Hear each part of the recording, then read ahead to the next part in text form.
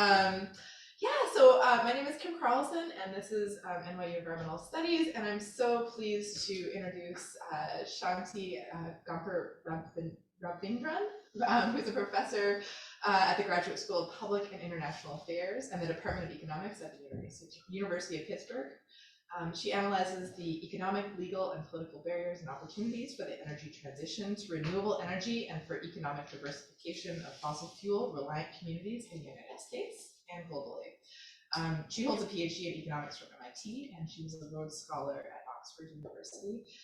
Her work has been funded by NSF, NIH, and EPA, and today she will be talking about her new book, America's Energy Gamble, which details how political, financial, and legal institutions entrench fossil fuel dependency, but how efforts to shift to cost-competitive renewable energy have gained traction, which we're all really excited to hear about.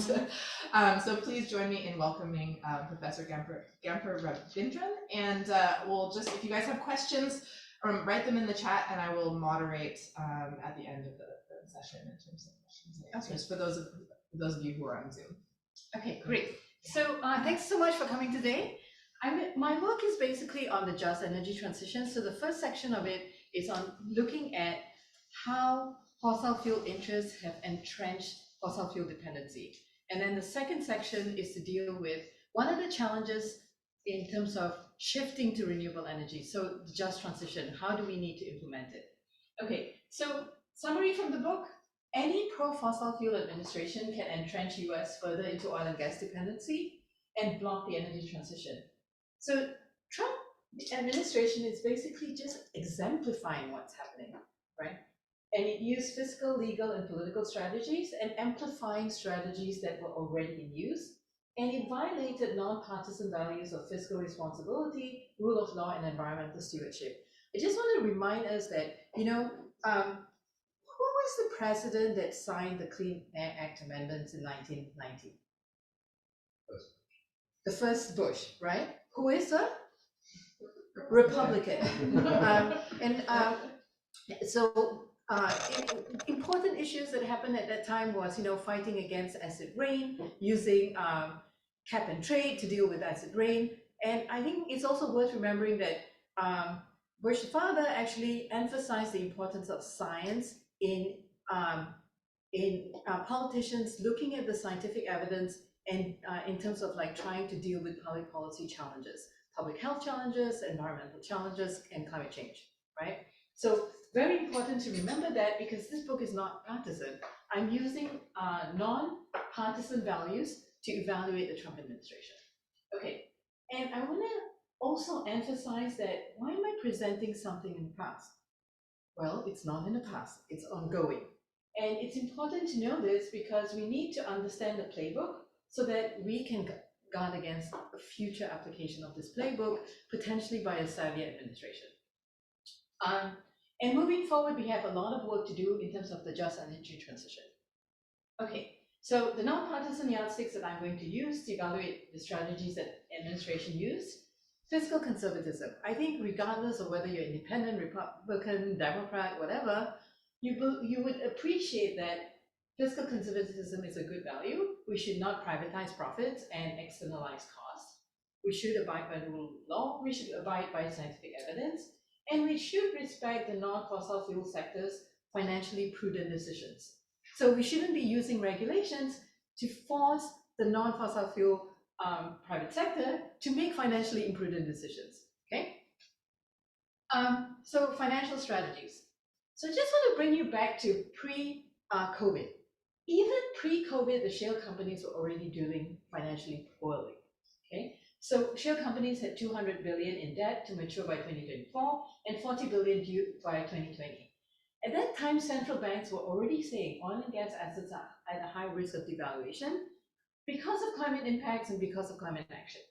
Investors were announcing moves out of oil and gas assets. So sovereign wealth funds like Norway, pension funds like New York State, large asset managers like BlackRock. So if one were financially prudent, you would actually limit funneling taxpayer funds into oil and gas. Let's see what happened. One example is the COVID rescue plan. The sales pitch was really, we need to keep workers employed. The actual implementation, what we see is the prioritization of oil and gas companies and not workers. So what were the strategies used? There was purchase of corporate bonds, including highly risky junk bonds from oil and gas. This places taxpayers at risk. There was also the Main Street lending program. There was actually no requirements for companies to maintain workers on payroll. So all for the pitch about keeping workers employed, it's not having the important provision. We also see a change in the tax codes, and companies actually receive tax rebates. They shared jobs, but they remunerated their CEOs and bought back stock. Okay, so all of us are taxpayers in this room, so let me tell you where your money went to. So oil and gas companies, pipeline companies, LNG terminals, and oil and gas service companies. This is where corporate bonds were purchased under the CARES Act. Okay, legal strategies. So again, regardless of your political leaning, you would agree that the executive should stay in the executive lane and not encroach upon the legislature. But what do we see? Former President Trump actually expanded executive powers and encroached upon legislative powers. For instance, he opened national monuments to oil and gas drilling. This is one example. It's the Bear Years National Monument, but he actually did shrink several monuments, including the Bear Years Monument and Grand Staircase Escalante. So if you look at the picture, it basically tells you that the areas that were excised were areas that had oil and gas reserves. So it's very clear why the monument was shrunk. Okay, and this is actually very significant because Bear Years Monument is one monument that indigenous peoples put together and proposed. Right. So if you think about the history of U.S. conservation movement, there is a sad history. And so I think Bear Years also had this important symbolic presence, and the shrinking of this monument is of concern. The judicial review found that the president's action was illegal. Okay, again, regardless of your political stance, you would agree that the federal government should stay in the federal lane, and states should be allowed to exercise the state powers. What we actually see is the Trump administration curbing state powers. So one example is the Clean Water Act, one regulation that came under the Clean Water Act. So what does the Clean Water Act do?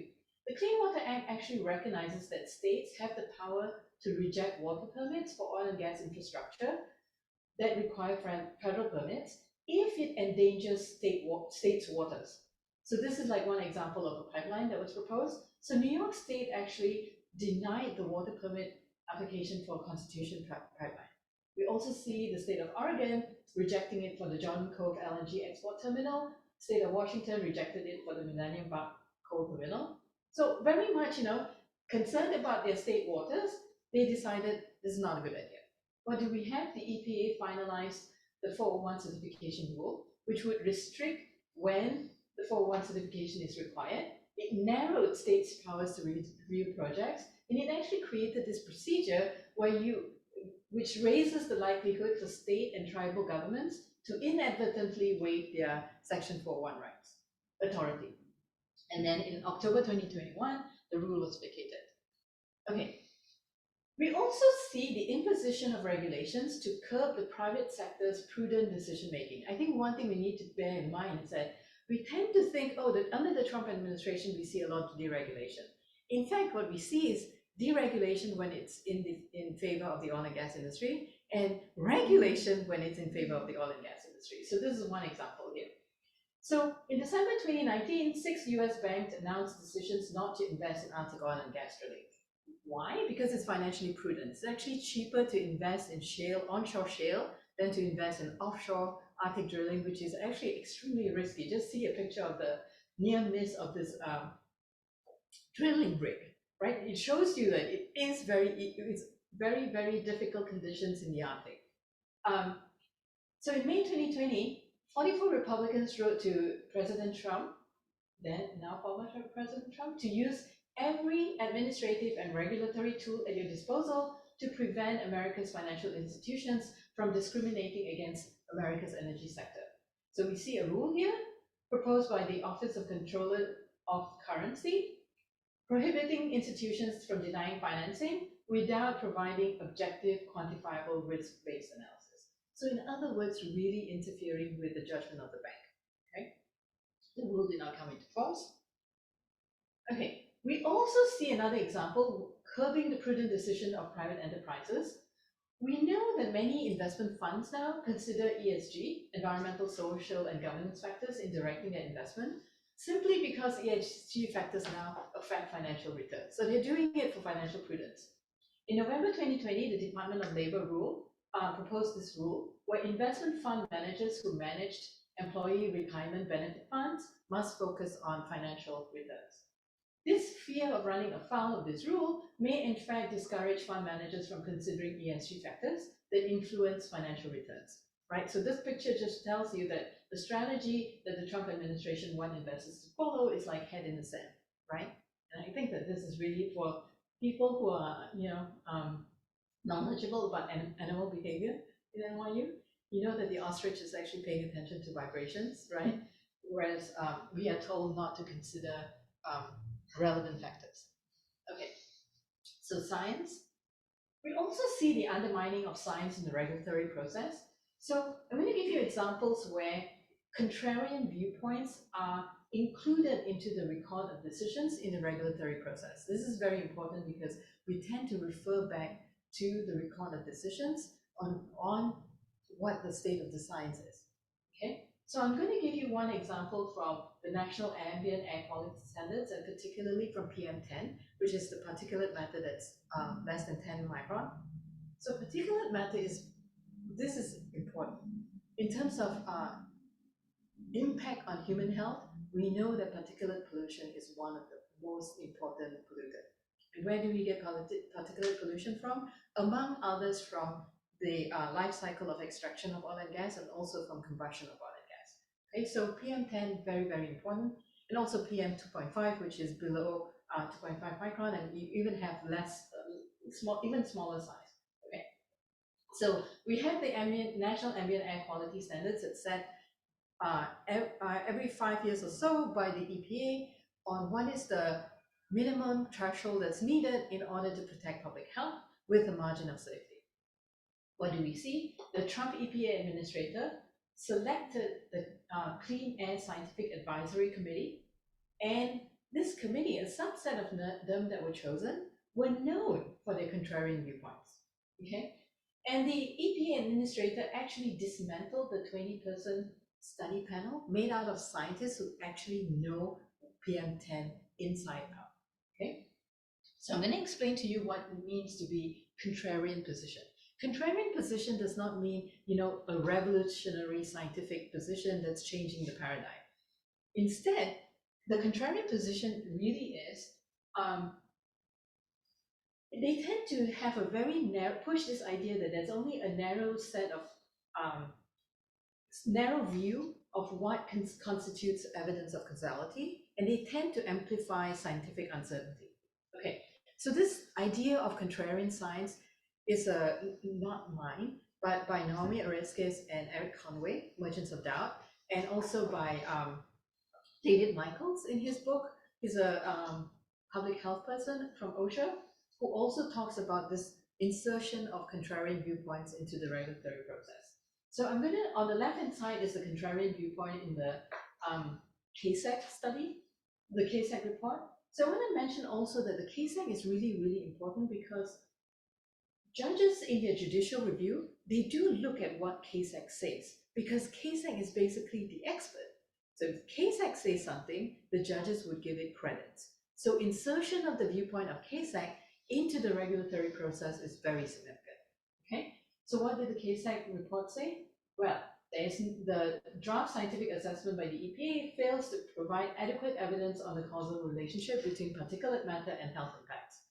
Okay, well, 11 panels actually said that there is public health impact of all the various pollutants. And why do they say this? They argue that the only way you can establish causality is by manipulative causality. What does this mean? Only when you have this randomized control trial, where one, it's double-blind trial, bunch of people get exposed to air pollution, and a bunch of people not get exposed, and then you compare the two. Okay, that is acceptable causality study. And another one would be if you have an exogenous change in public policy and one group gets higher exposure to pollution and the other one gets lower exposure to pollution, then you compare these two otherwise similar populations. Okay, so you already can see what the problem is, because in public health studies, we do not rely just on randomized controlled trial. In fact, we cannot do randomized controlled trial of populations exposing one group to high levels of pollution and another group to small level of pollution. Instead, what we do is we take a weight of science approach, right? So I'm going to look at the right-hand side now, which is, despite their selection of the CASAC, there was still 2 dissents within the CASACs. And so, and also the PM10 study panel that was dismantled by the EPA administrator, those scientists were really, really heroic, because they basically reconstituted themselves as the independent PM panel and continued their work according to the procedures and in order to give us what their scientific assessment is. Okay, so the consensus viewpoint is that the evidence supporting causal relationship between PM and mortality is even more robust now than in 2019. Okay, and what do scientists use? They use the weight of science evidence approach, which is, this idea of manipulative causality is just one piece. We have many other ways of looking at evidence, and we're going to consider this multiple line of evidence. So, including consistent epidemiological evidence from multi-city and single study cities. And then we look at experimental models in animals. Okay, for animals, you can do this, treatment versus control and randomized controlled trial and give some like heavy dose of PM10. That's acceptable within an animal. Okay, and also you can look at what is biologically plausible, right? So basically, weight of evidence approach has been used by previous 11 panels addressing the NAAQS standards, and manipulative causality is just one type, but not the only type of evidence to be considered. Okay, but this is really significant. I went into this in detail because it's now in the record of decision within the regulatory process. Okay. The other thing that contrarians like to do is to amplify scientific uncertainties. Okay, so the contrarian viewpoint is that, well, if we take into account scientific uncertainties, then the existing standards are adequate. And I just want to remind you of the Frank Lutz 1995 climate, how to strategize for climate denial memo. Very much the same strategy. You need to continue to make lack of scientific certainty central to the debate. Should the public believe scientific issues are settled, the position in climate will change, right? So we see a continuous, this strategy is not new. We see a re-emergence of the same strategy, same old, same old. And I think one of the things we need to clarify is that what do you mean by scientific uncertainty? We mean the error bars, right? We know that there is a relationship between pollutant and health impacts. Where the uncertainty is in that error bar. We have to clarify that to the general public when we talk about scientific uncertainties.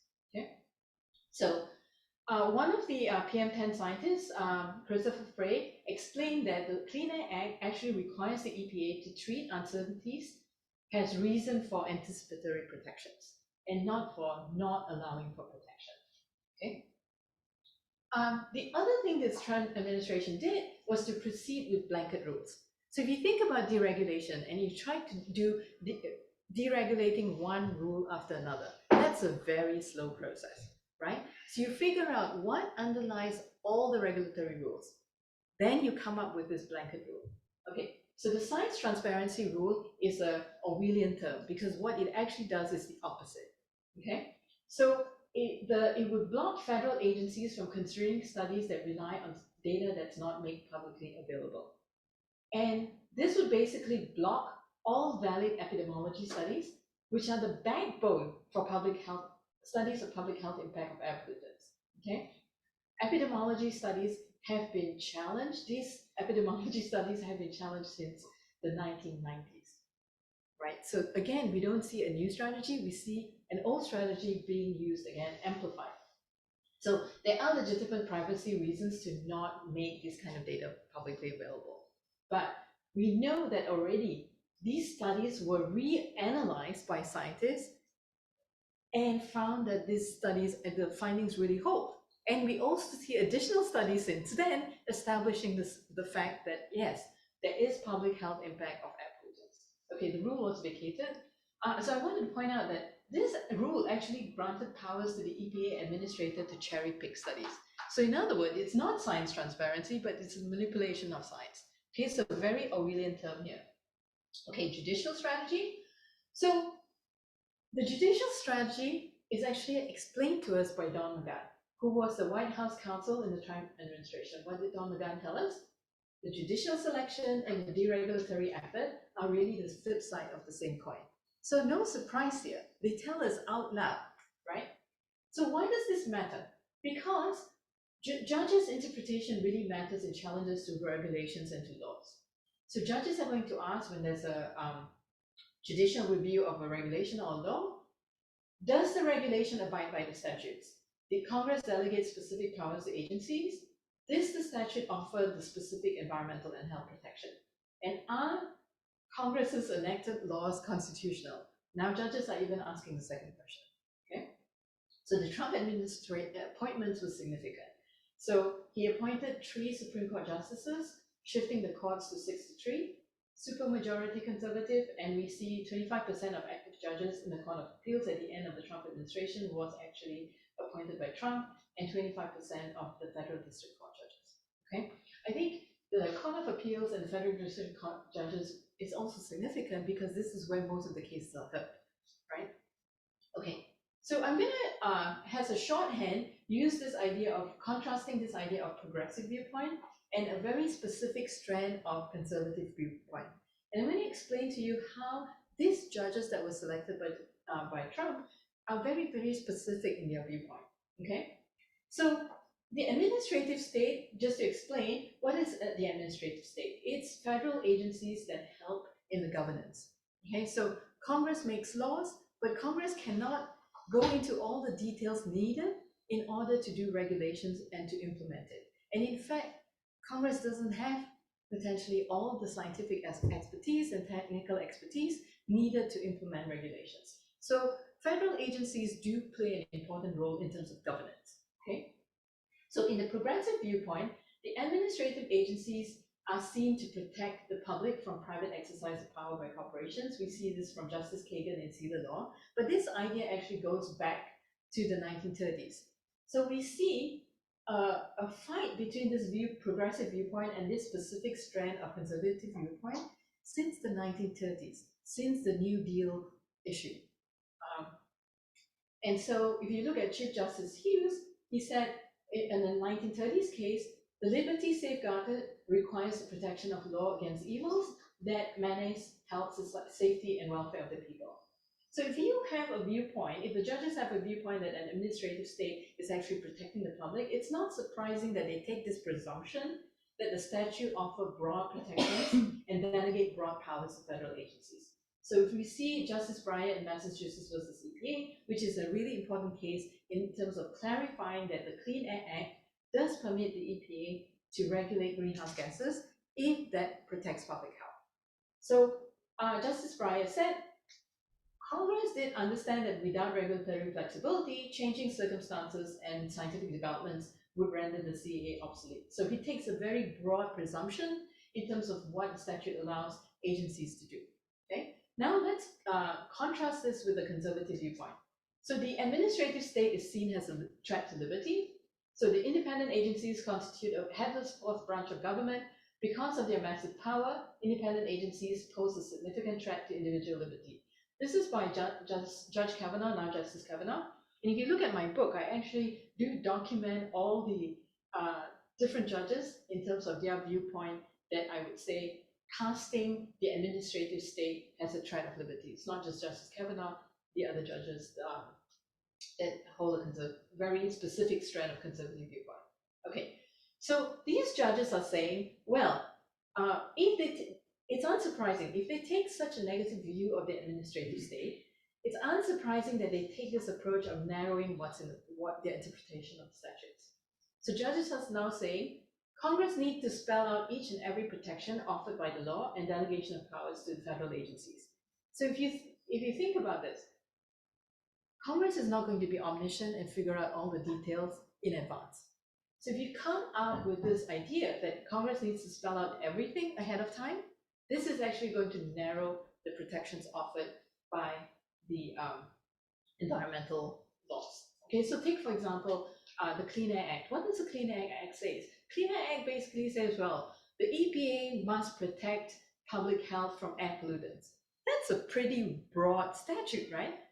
And anything that counts for air pollutant is included under EPA powers.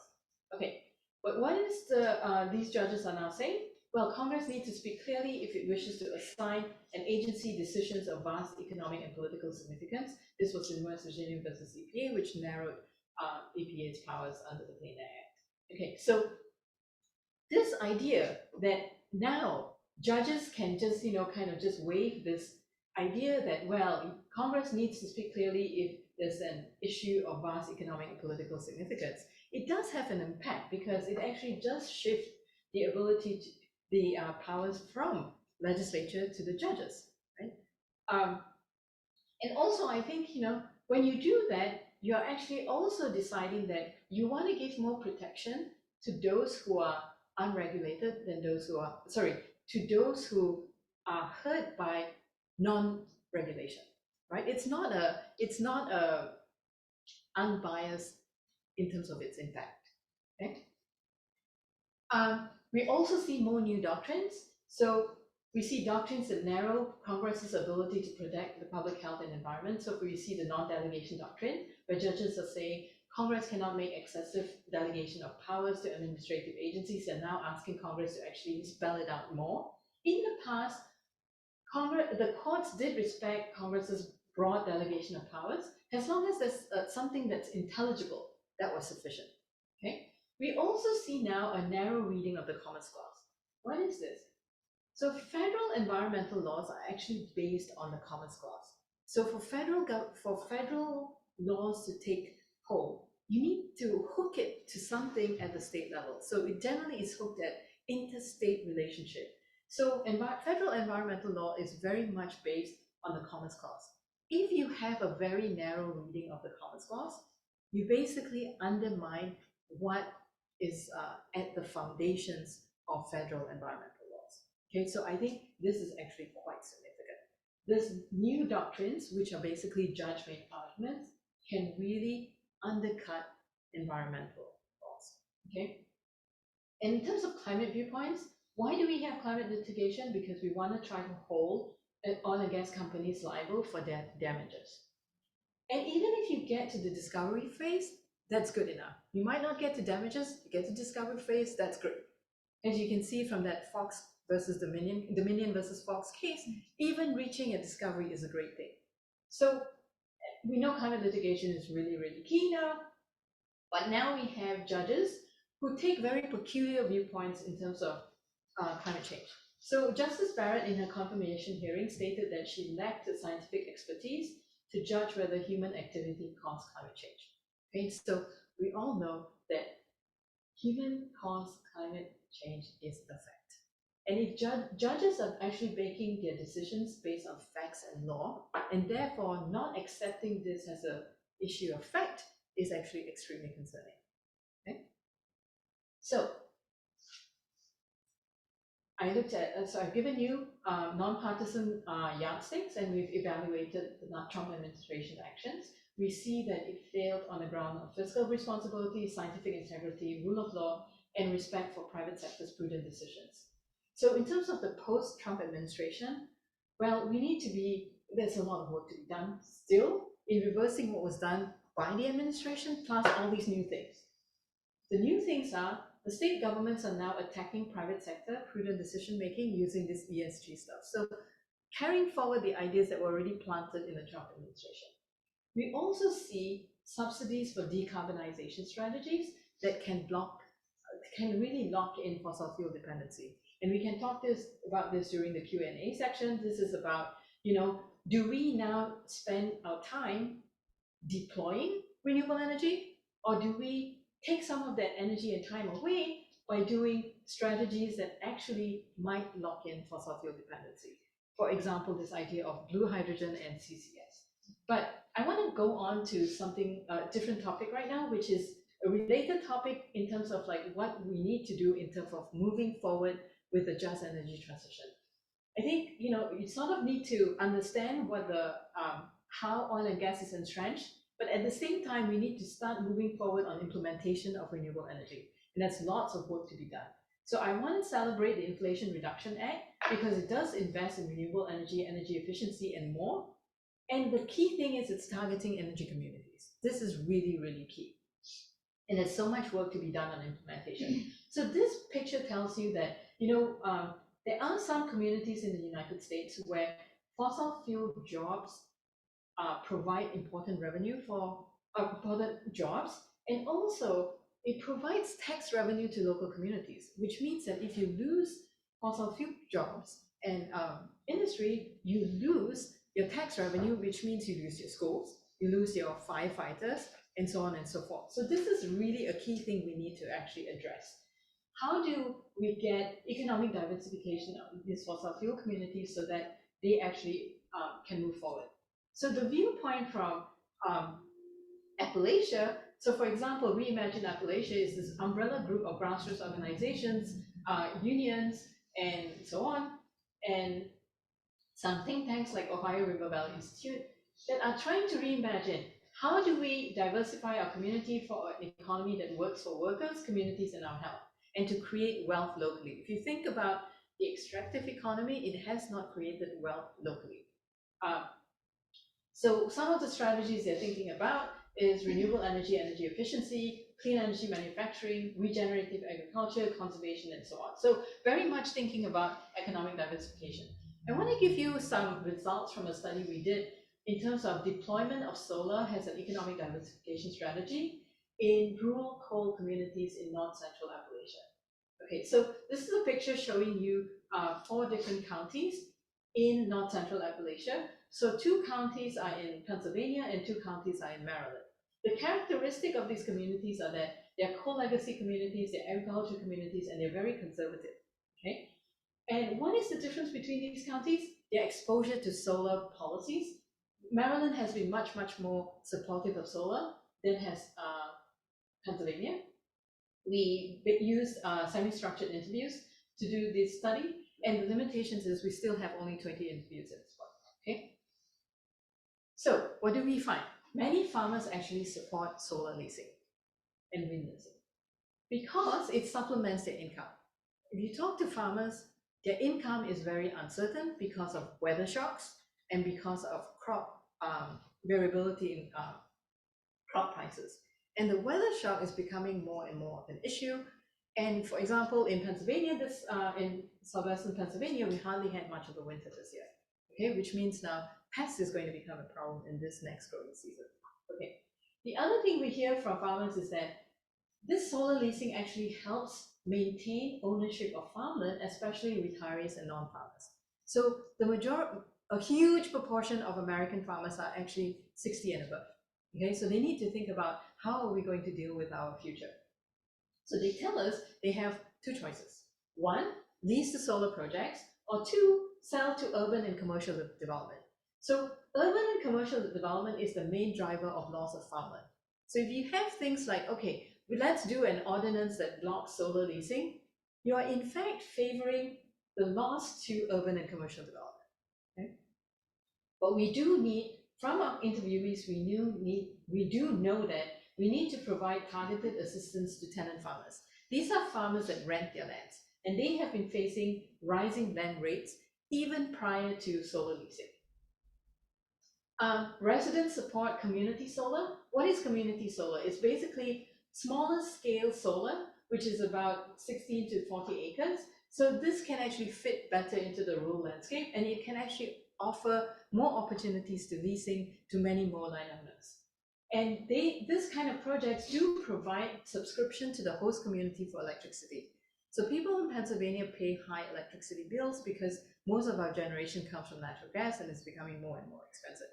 If you are a community that hosts solar, utility scale solar, you actually don't get electricity from the solar plant next door. So you have reason to be upset because you are kind of hosting it, but you get practically nothing out of it. Then it's not surprising you're upset. But the community solar strategy is really allowing for subscription for the host community and allowing for smaller scale, and therefore more fitting to the rural community and allowing for more farmers or landowners to take part in getting some benefits from this. Maryland legislated community solar in 2015. Pennsylvania had bills proposed since 2018, proposed by Republicans. Emphasize, proposed by Republicans, supported by both Republicans and Democrats. And in fact, our interviewees were so knowledgeable about these issues, they asked us to say, put in our report that you need to tell the PA legislators to enact those bills. Okay, so extremely informative interviewees we found. Residents also support siting on brownfields. We have tons of brownfields around, and you can have utility scale solar in these brownfields. And local governments like this because they receive tax revenue that lands that cannot be used for other productive uses. Okay, and in fact, we have many brownfields. So this is the rural. The circle is the area of the study area, but even in these rural communities, you can see lots of brownfields. Okay, but the problem now is that it's actually cheaper for an independent developer to develop on greenfield than on brownfield. So we do need funding to actually remediate this brownfield and make it much more attractive so that solar developers move in the direction of brownfields. And actually coal mines actually have some comparative advantage for shifting to solar because they have existing transmission lines. So this is great. You can actually make use of abandoned coal mines. We need to win local communities' support for utility scale solar. In Pennsylvania, we do see some townships enacting ordinances that would block the siting of utility scale solar. And one farmer is challenging this ordinance as a violation of his rights under the Right to Farm Act. And his argument is really, farmers have been using solar since time immemorial. And I think that's correct. And the farmer also shared that if banning solar is okay, farmers will not have any choice but to sell farmland to home builders when hard times take their toll. And this would be the end of our country. I think this is something we really need to recognize, that the solar blocking utility scale solar is not necessarily a solution, given that the main driver of the shift away from farmland is really urban and commercial development. But we do need to have policies that direct benefits to local communities. So we need to have tax revenue to local government. So in Maryland, there's clear laws that say that there is significant tax revenue that goes to the host community. In Pennsylvania, during the utility scale development, so the area that I showed you is Somerset, they have nice ridges and that we have wind farms up there. So there was legislation passed to make it clear that those utility scale wind turbine farms would have to pay taxes to the local government. So there was clear benefits. So the PA tax assessors are now saying we need to also clarify this for utility scale solar and therefore enable tax revenue to go to host communities. We definitely need more work by university extension workers or any third-party independent groups to come in to do a bunch of assistance. For example, assisting landowners on negotiating leases.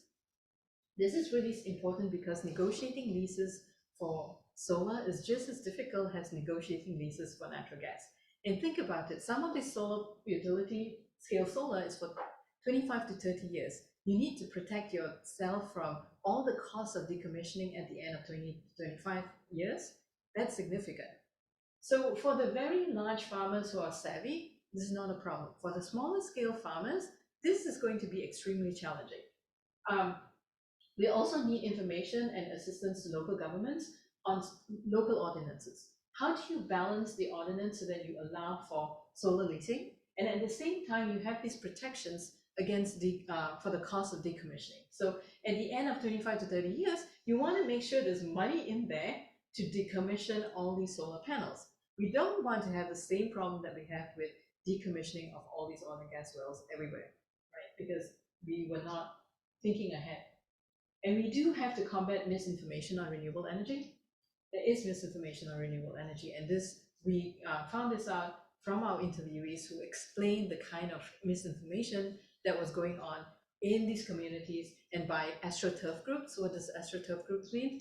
It means groups that are actually financed by external interest groups, but pretend that they're actually the local group. And really, this is very destructive to local communities because you create division in that community, and you also make it potentially possible that local communities, if they're well informed, they would pick solar, and if they're misinformed, they might actually not pick solar and lose out an opportunity for improving their communities. Okay, so I'm going to explain a little bit about the work that we have now in progress. So this is funded by Carnegie Corporation. So I think one of the key issues in just transition is that we need to know what is the skill in local community, workers in those fossil fuel sectors, and what are the skill of workers in the green economy and in the broader economy, because we can't just think about green jobs as a replacement of brown jobs. We need to think very broadly. So we need to know what are the skills in these two different sectors, and we need to know what is the reskilling needed in order for workers to be able to take jobs into the new sector, right? So we're looking at lots of database analysis in terms of looking at the distance between the skills of this the labor market and the wage gap, and also where's the geography of these jobs. Is the brown jobs in a different geographical location from the green jobs? And what is the willingness of people to actually migrate? So we are going to survey workers, looking at their interests and barriers to reskilling, relocation, and to accept wage differential. Okay, so I am actually looking for a postdoc. So since this is being, I have free advertising ability, so I will let you know. And please email me, shanti1@pitt.edu, if you're interested in working as a postdoc. We have a 2-year postdoc funded by the Carnegie Corporation. Okay, so check out my Just Transition work. It's on my webpage. And I'm going to end here and take questions. And I can say that for all the NYU people, the book should be available for free download in your library catalog. It's part of the Cambridge course, so you can download the entire book for free. Thank you so much. We don't actually have a PhD program here, so it's hard to advertise for postdoc positions. But in a couple of years, or 5 years, maybe we'll have some PhD students. So yeah, I think it looks like we've got an online question, and maybe I'll take this one first in case people want to jump off and go about their days. So this is from Raimundo Atal, and he says, "Thank you for the talk. Some of the rules by the Trump administration have been retracted. It seems like actions and rules, some actions and rules do not even pass a common sense test, which I think we see in the courts probably. Other actions are non-permanent by nature, such as the Air Pollution Committee." And he said, "I have a hard time understanding which of the rules and actions you mentioned seem more likely to endure. For instance, a judge in the Supreme Court is an important one. So what are the others that will endure?" I think the key thing you need to remember is the judicial. I think of all that you want to worry about, the judicial interpretation. That's where a lot of work needs to be done. And I think you guys have the NYU public integrity law people, and they are like the movers and shakers in this area. So in terms of the point that he made about some of it is temporary. No, the one about the Case Act is definitely not temporary in the sense that it's now in the record of decisions, right? So that's firmly in the past record of decisions. When the new when there's a judicial review, I'm sure the group that are challenging any stricter standards will hark back to, well, Case Act said that, there's no causal relationship. And will the judge be able to say, well, that Case Act was actually self-selected, blah, blah, blah? I think not. So it does have a long-term impact. And in terms of I gave you all these rules, right? The rules are temporary in the sense that, yes, the Biden administration came in the nick of time, right? But just imagine if it went for another 4 years. If we had another 4 years, this all would have been entrenched, right? And we now it's clear what the playbook is, right? And what is there to stop the next administration from coming and just repeating the playbook and entrenching it? Now we know how to do it. We don't need 4 years to do it. We can do it in 2 years. And then in terms of like protecting it, some of it requires congressional action, and we have congressional gridlock. So lots of work to be done. I actually don't think that all this that I present is in the past. I think it's all in the present. Thank you. Hopefully you could hear that. Okay, he says thank you. So I guess at this point, yes, Yeah, thanks. Thank you for your talk. This was great. I think it sits nicely with a lot of the questions that we have in the department as well too. I'm just looking at like the playbook and how things are, right? And so I guess I have a few questions, and then like you can pick whichever one you want to answer, honestly, because I'm interested in all. So one, I am interested to hear more about the decarbonization, potentially lending into fossil fuel dependency. And I'm also just thinking about the entrenchment and like Biden, the Willow, and the leasing in the Gulf, and kind of the stuff that's happening now and how that interfaces with it. My other question is that you laid out some really nice examples on the just transition side, these local examples, and sort of how the paybacks to the community. I guess I was wondering how those examples and how the just transition more broadly interfaces or actually like intends to counter the playbook. Like you've mentioned these higher level rules and the prudence of private enterprise and that sort of thing that are being challenged administratively at high levels in government. And then you've mentioned these local efforts to sort of community driven efforts for a just transition. And I'm not sure where they come together, how one pushes back on these other things aside from combating misinformation. So my other question was like, how does the just transition stuff you presented attack and or start to like pick away, if it's a judiciary that we have to be concerned about these elements of the playbook that we've outlined? Okay, so I think where the just transition in terms of what's the goal of the just transition? It's trying to make sure that workers and communities that have been contributing to the wealth of the United States do have a new life in our new economy, right?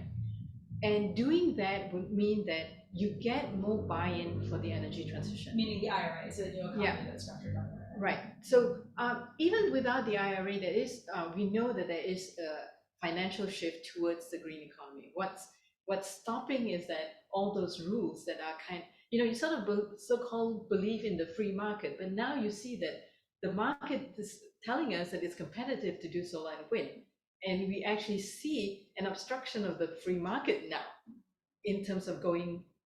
So I think working on the just transition and incorporating communities is a key strategy because it is coalition building, right?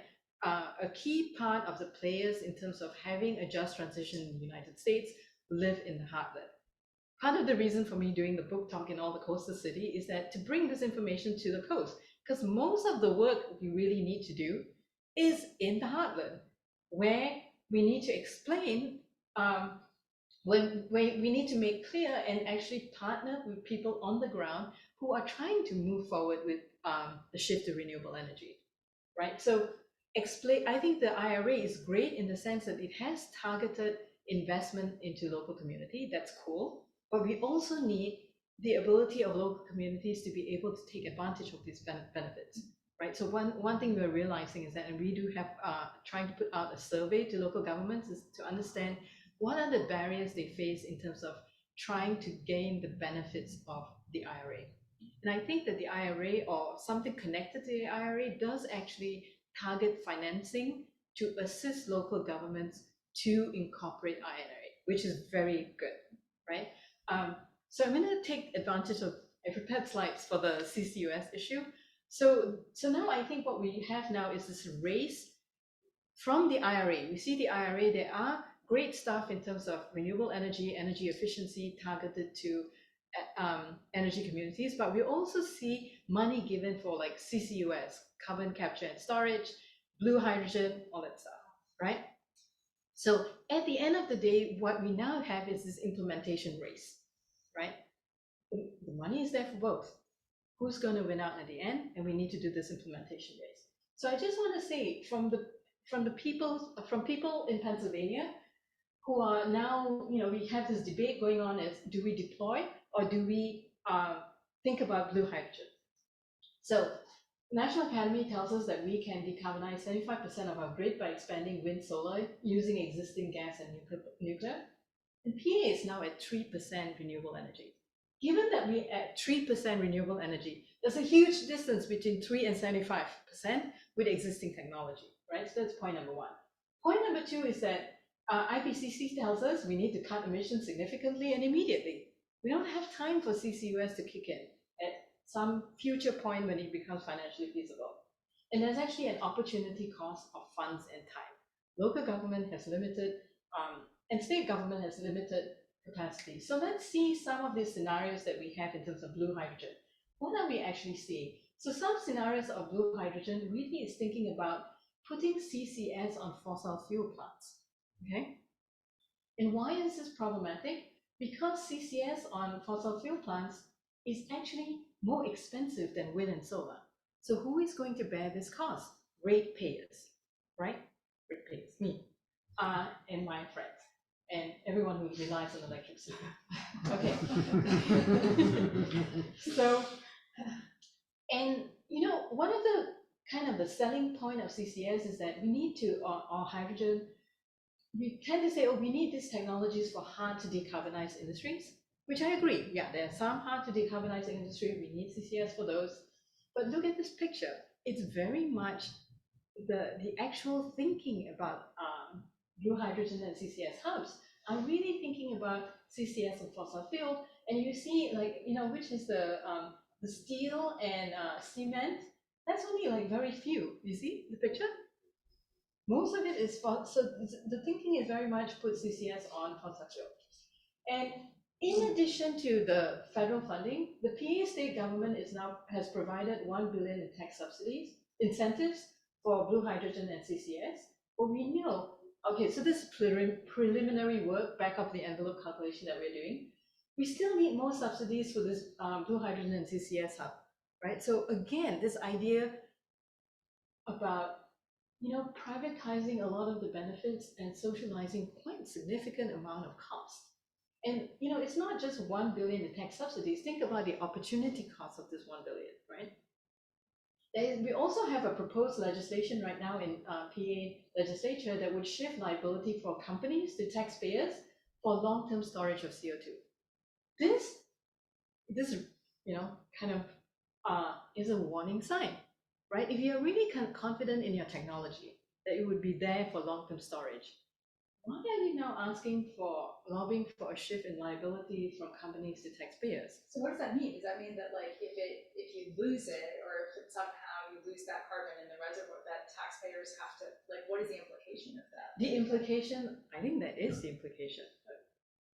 And what if you have a CO2, asphyxiation from CO2 pipeline, which has happened in the past? Does that mean the taxpayer now is responsible? If we do have CO2 somehow that from underground injection contaminating groundwater and so on and so forth, does that now become a taxpayer liability instead of the company liability? Right. So this is all happening in the state legislatures right now. So we need to pay attention, right? And then in terms of the scenario and that's envisioned, it's 5,000 miles of pipeline.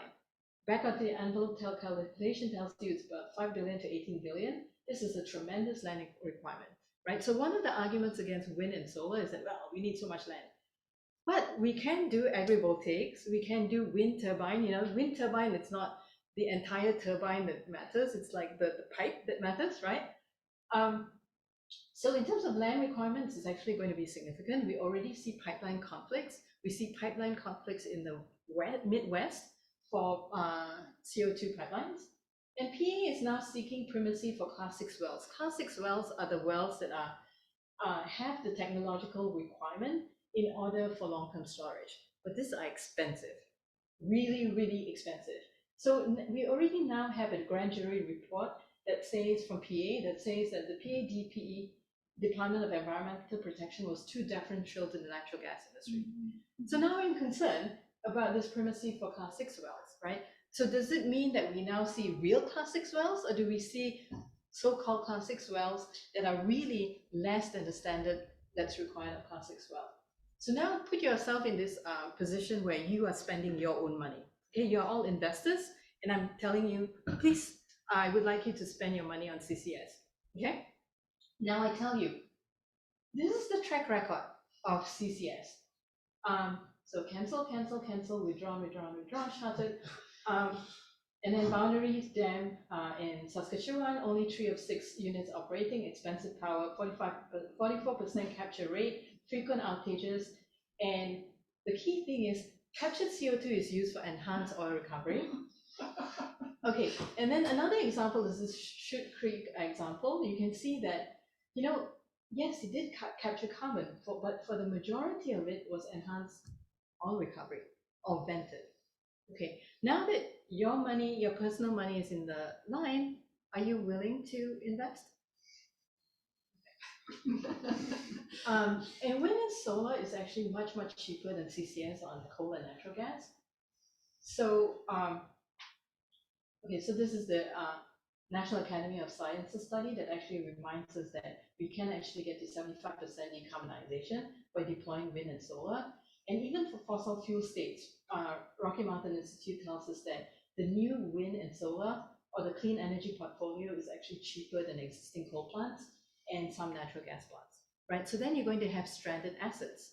And already in some states like West Virginia, their coal plant is not competitive. So now it's moved into the regulated market where the ratepayers have to pay for keeping the coal plant alive, right? So this is really of concern because I'm thinking how much more money will this whole thing cost?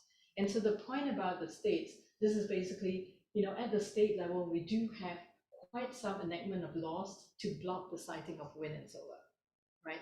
So this whole idea about trying to build coalitions with communities and making sure that local communities benefit from solar, we need the local community support in order to deal with this state governments deciding to block solar. States like Ohio is very interesting because their state government grant local government powers to block solar, but not to block natural gas extraction, right? So the only way I think we can actually gain traction for renewable energy in this area is really to work with local communities. Because if you think about it, who would have thought, right? Which is the state in the US that really is successful with renewable energy? It's a red state, Texas, right? The great state of Texas. So recently they had this winter blackout, and Governor Abbott was saying, well, it's the wind and solar that caused it, right? Contrary to the actual evidence. And the legislature tried to pass a bill that would put costs on solar and wind, significant costs on solar and wind. But now there's enough of a coalition of solar and wind, and also a coalition of manufacturers who want cheap electricity and reliable electricity that push back on this legislation. So we didn't have this anti-solar legislation passing in Texas. So my hope is that, with more coalition building, more solar on the ground, you actually do have a pushback against that. So thank you for your very good question, because I was trying to pitch this. Kim had told me 40 minutes, so I was like, well, how am I going to pitch this? So you have some great questions. So that was wonderful. We are actually at time. That was a perfect, positive last message. So I love it. So let's give Shanti one more great and anybody want to ask questions, maybe outside of the formal time, we'll stop the recording. And thank you to our online participants. Some informal questions. Thank you so much for joining.